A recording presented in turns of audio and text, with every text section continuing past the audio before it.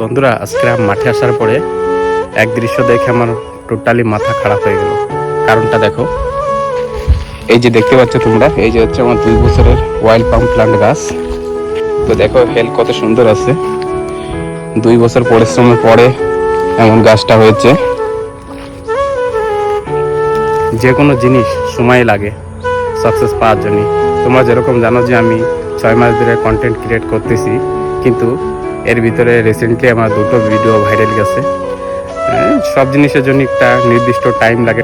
ইঞ্জুরে কি করেছে, গাছ খেয়ে দিয়েছে পুরো। দেখো গাছ পুরো ঢুলে পড়ে গেছে।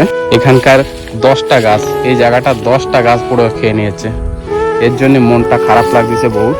কারণ 2 বছর পরিশ্রম করার পরে এরকম তোমরা এরকম হাইটের গাছ দেখতে পাবা।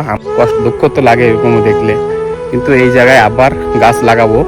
এই বর্ষার টাইমে আবার বর্ষা আসবে, ওই টাইমেই লাগানি পড়বে।